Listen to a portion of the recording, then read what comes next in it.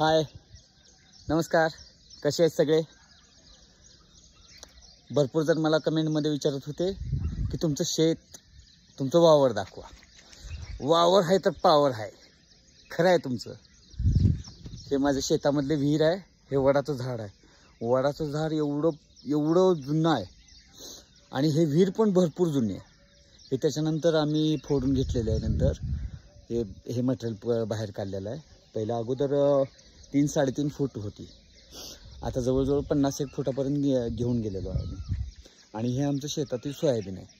हे सोयाबीन मस्त आलेलं आहे.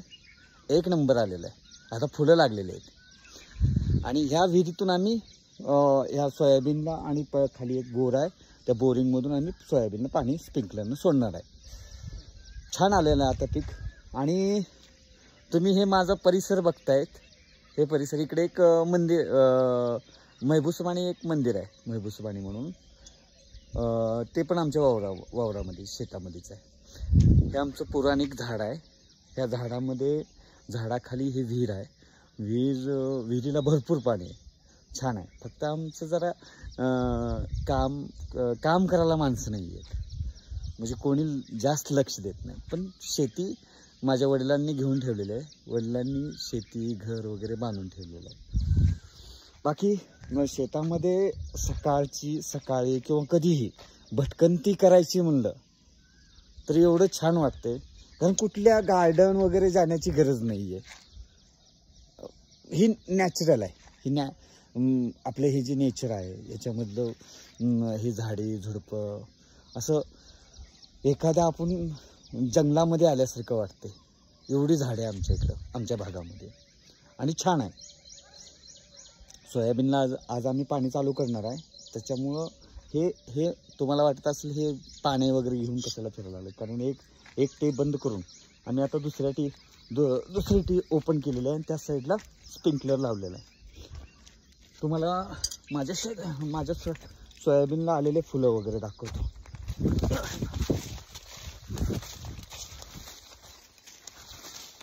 सोयाबीन भरपूर मोठं आलेलं आहे. बघा ना, माझं हे सोयाबीन जवळजवळ गुडघ्याला आलेलं आहे. गुडघ्याच्या वरती. आता भीती वाटते. ह्याच्यामध्ये तुम्हाला सोयाबीनला आलेले फुलं दाखवतो. हे फुलं वगैरे दिसायला लागले, दिसत आहेत का? हे फुलं वगैरे आलेले आहेत. छान आलेलं आहे. आता गुडघ्याला सोयाबीन आहे. मस्त वाटते का ना?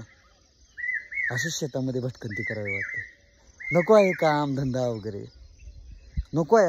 आता जास्त टेन्शन घ्यायचं नाही. असं निसर्गाच्या सानिध्यात कंटिन्यू राहावं. Okay, nice. तुम्हालाही वेळ भेटला तर असंच फिरायला किंवा आपल्या शेतामध्ये जावा, या आणि निसर्गाशी एकरूप व्हा. थँक्यू.